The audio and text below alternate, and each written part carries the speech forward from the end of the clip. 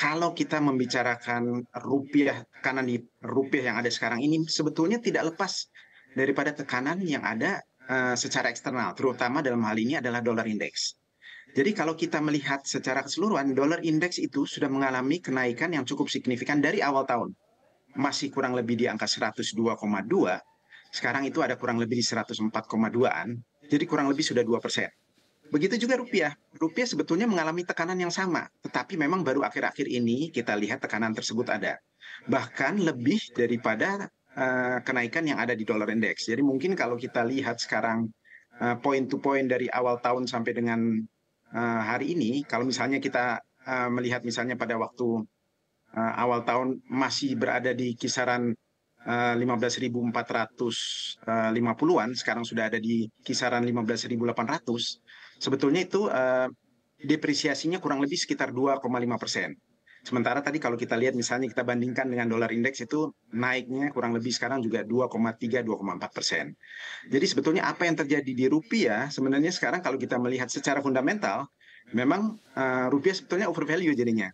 Sehingga harusnya memang ini merupakan kesempatan juga kalau nanti memang inflow akan masuk lagi, harusnya akan melihat rupiah yang cukup menarik, terutama di level ini, terutama memang melihat instrumen-instrumen investasi yang ada di dalam negeri, baik itu di obligasi negara, mungkin kalau saham kita lihat setelah era pemilu pada pertengahan Februari yang lalu kenaikannya cukup signifikan, belum lagi instrumen investasi lainnya yang masih menjadi alternatif pilihan yang mestinya bisa akan diambil terutama oleh investor regional, terutama memang melihat kemungkinan positifnya investasi di dalam negeri, misalnya nanti dengan memang pembangunan di IKN, harusnya penanaman modal asing dan sebagainya perlahan-lahan mulai masuk ke dalam sistem begitu sih.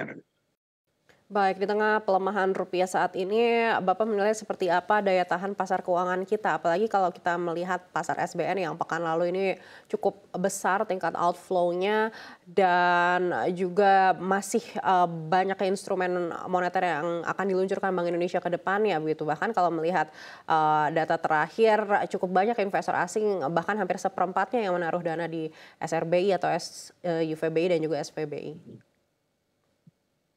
Betul.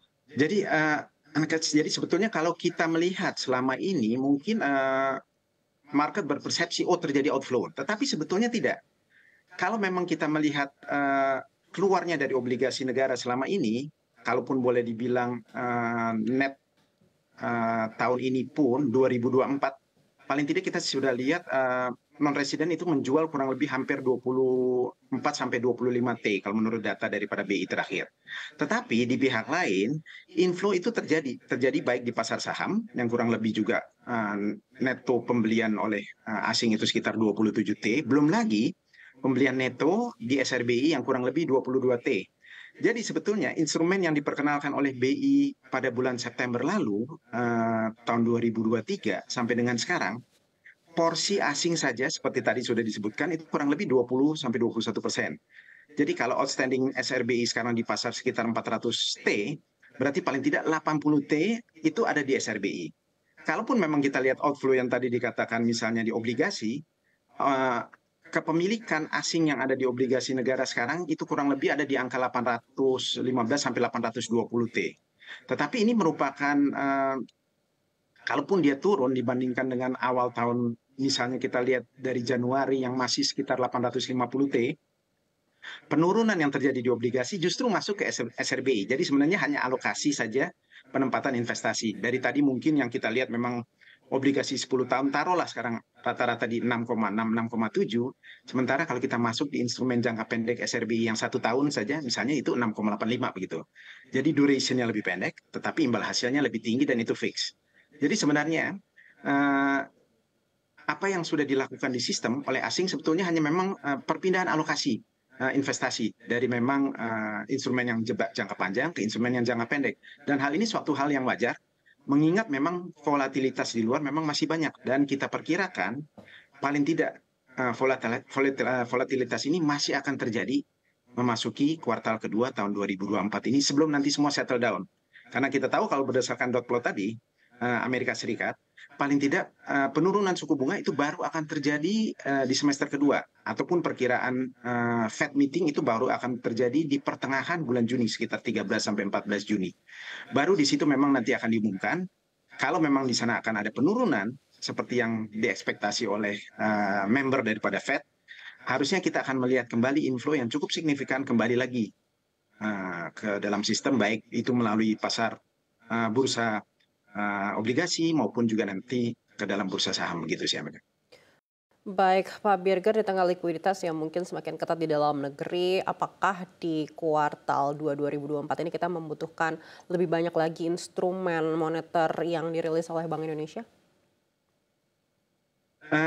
Rasanya sih belum, karena apa yang sudah dikeluarkan dari September yang lalu, bahkan sebelumnya sih, kalau kita melihat memang ada salah satu instrumen yaitu BIDHE, dalam hal ini devisa hasil ekspor, sebetulnya itu belum terlalu diutilisasi oleh pasar. Jadi paling tidak ini merupakan instrumen-instrumen pilihan yang memang nanti bisa diambil, terutama kalau memang inflow masuk lagi ke sistem. Saya rasa apa yang sudah dilakukan selama ini sudah cukup baik. Tinggal memang nanti kita melihat implementasi, terutama daripada kebijakan perekonomian yang akan diambil.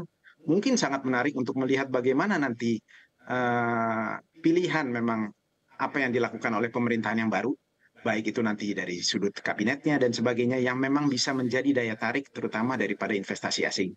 Jadi harusnya kita paling tidak bersabar. Memang kita masih akan menghadapi angin yang cukup kencang dari depan, terutama dari eksternal, dalam hal ini Amerika Serikat, sampai dengan akhir daripada semester ke-1 ini, ataupun sampai dengan Mei dan Juni. Tetapi memasuki semester kedua rasanya pintu lebih terbuka, terutama kalau memang semua data-data dependen yang keluar selama bulan-bulan ke depan ini cukup menunjang bagi Bank Sentral Amerika Serikat, dan nanti juga akan membantu bank sentral yang lainnya untuk mulai memang menyesuaikan suku bunga referensi rate-nya yang ada selama ini, begitu sih, Anaka.